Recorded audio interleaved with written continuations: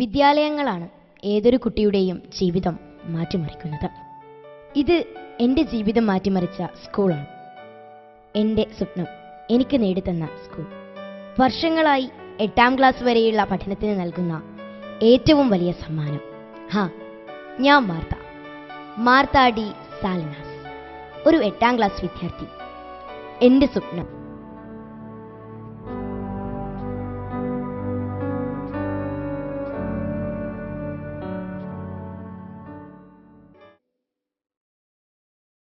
പരീക്ഷയ്ക്ക് എങ്ങനെയുണ്ടായിരുന്നു?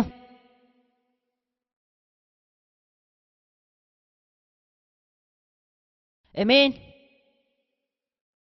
5:30. എന്താടാ പഠിക്കണ്ടേ? ഡാനിയൽ, 5:30. കോപ്പി അടിച്ച്. മാർത്ത, 40-40. ജീവൻ, 32. ജീവൻ ഈ കഥയിലെ വില്ലൻ.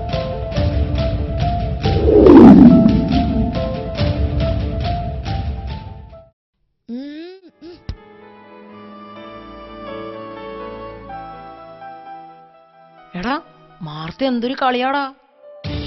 വാടാ. മതി കളി നിർത്ത്. എന്തേ? പിള്ളേരുടെ മുന്നിൽ വെച്ച് വൻ ഷൈനാണല്ലോ മാർത്തേ. നമുക്കൊന്ന് ഏറ്റുമുട്ടിയാലോ? മിണ്ടണിക്കട ചിലക്കാതെ. കളിക്കടി, ബാക്കി കളിയിലാവാം. എന്റെ ടീമും നിന്റെ ടീമും.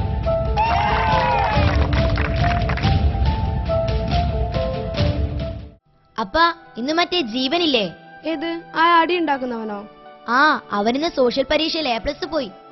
എനിക്ക് ഫുള്ളല്ലേ, അതുകൊണ്ട് PT പീരീഡ് അവനെന്നെ വെല്ലുവിളിച്ചമ്മേ. അതും ഫുട്ബോളിന്. അത് കൊള്ളാം. തോറ്റു കാണുമല്ലേ? ആര്? നീ എന്നെ. ഞാൻ അവനെ 8 നില പൊളിച്ചടുക്കി. മോളെ, വാശിയൊക്കെ നല്ലതാ, പക്ഷെ നീ വെറുതെ പോയി അവനോട് അടിയാക്കരുത്. അവരൊക്കെ വലിയ വീട്ടിലെ പിള്ളേരാ. പക്ഷെ നമ്മളങ്ങനെയാണോ? നമ്മുടെ അച്ഛന് കഷ്ടിച്ചിട്ടുന്ന 200 നമ്മുടെയൊക്കെ ജീവൻ.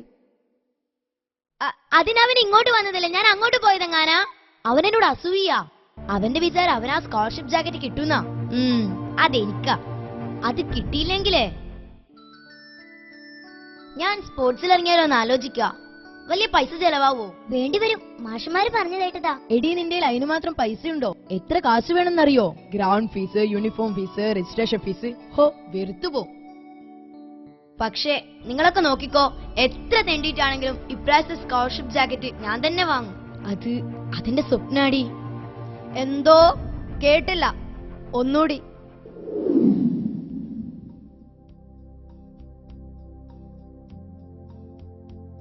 അതൊന്നും പറ്റില്ല. ജാക്കറ്റിന് ഏറ്റവും അർഹത മാർത്തക്ക് തന്നെയാ.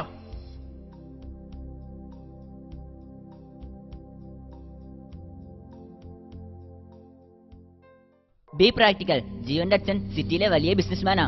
പണം വാരി എറിയും. സ്കോളർഷിപ്പ് ജാക്കറ്റ് അവന് കിട്ടിയാൽ സ്കൂളിന് കിട്ടുന്നത് ലക്ഷങ്ങളാ. അവനല്ലാതെ മറ്റാർക്ക് കൊടുക്കും?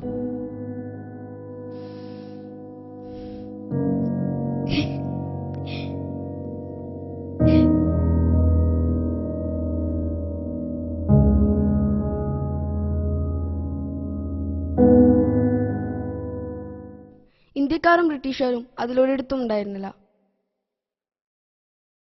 ഭൗമോപരിതലത്തിലെ മഹാജീവജാലങ്ങൾ മാത്രം മനസ്സിന്റെ ഗ്രാഫിക്കും ഉപയോഗിച്ച്. അപ്പോ നാളെ എല്ലാരും ഹോംവർക്ക് ചെയ്യണം. എന്നാ ശരി.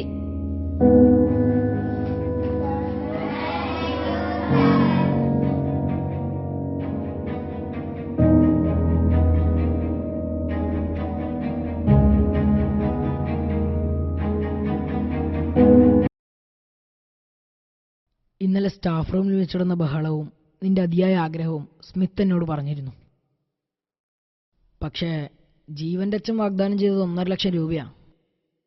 അതും സ്കൂളിന് കാര്യമായ നവീകരണം നടത്തേണ്ട ഈ സമയത്ത്. ആരോടാ?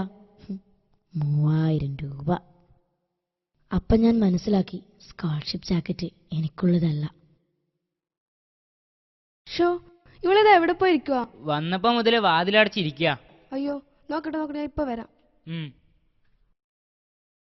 മാർത്ത, മാർത്ത, കതക് തുറക്ക്. Martha, Martha.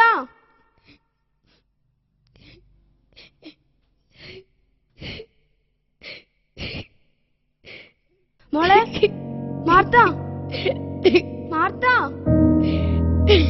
മോളെ, എന്റെ മോക്കെന്താ പറ്റിയത്? പറ, എന്താ പറ്റിയ മോളെ? വാ, നമുക്ക് ഭക്ഷണം കഴിക്കാം. വാ മോളെ, വാ മോളെ, വാ. അമ്മേ, അമ്മേ. എന്റെ മോള് കരയല്ലേ? വാ, ഭക്ഷണം കഴിക്കും.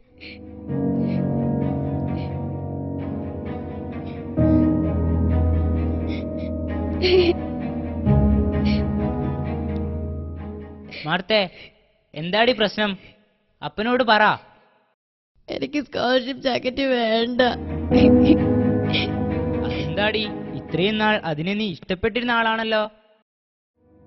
സ്റ്റീവന്റെ അച്ഛൻ ഓഫർ ചെയ്തത് 1.5 ലക്ഷം രൂപയാ. അവന് സ്കോളർഷിപ്പ് ജാക്കറ്റ് കിട്ടാനുള്ള എല്ലാ അടവും അവർ പുറത്തിറക്കി.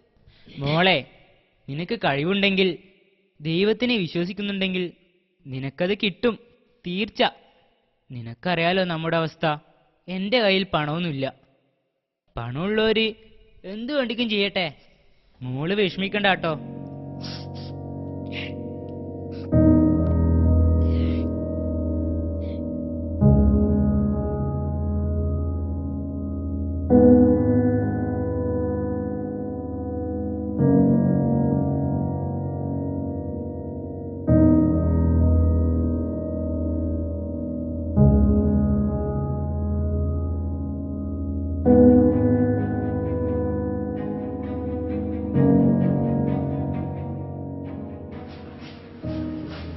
എന്താ മോളെ, പൈസ കൊടുത്താ ആ സമ്മാനം പഠിപ്പിനുള്ളതാ? പൈസ കൊടുത്തിട്ടുള്ള ഒന്നും നമുക്ക് വേണ്ട. പോയി പറ അച്ഛനോട്.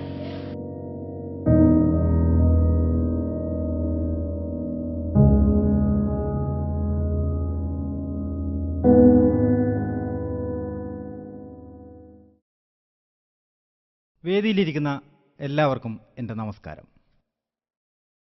സ്കോളർഷിപ്പ് ജാക്കറ്റിന് വേണ്ടിയുള്ള അതിശക്തമായ മത്സരം ഇവിടെ അവസാനിച്ചിരിക്കുകയാണ്. കഴിവുകൾ നമ്മളിൽ എല്ലാവരിലുമുണ്ട്. അതിനെ പുറത്തു കൊണ്ടുവരുവാൻ ഇത്തരം വേദികൾ ഉപയോഗപ്പെടുത്തണം. ഞാൻ അധികം ദീർഘിപ്പിക്കുന്നില്ല.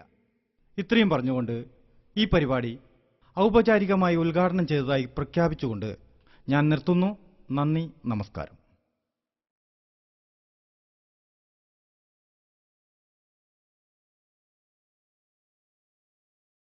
അടുത്തതായി ഇപ്രാവശ്യത്തെ സ്കോളർഷിപ്പ് ജാക്കറ്റ് വിജയിയെ പ്രഖ്യാപിക്കുന്നതിനായി പി.ടി. മാഷെ ശശി മാഷെ ക്ഷണിക്കുന്നു.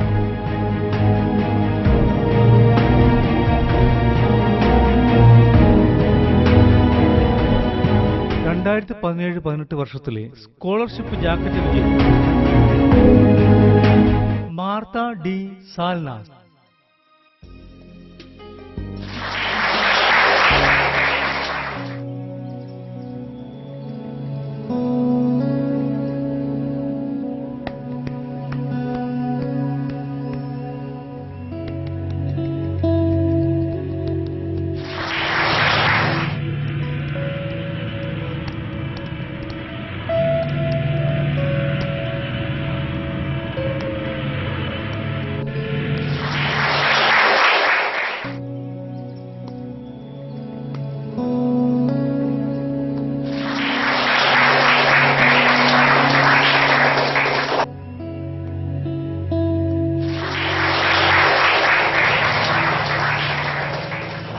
ഇത്രയും ഞാൻ ആഗ്രഹിച്ചു.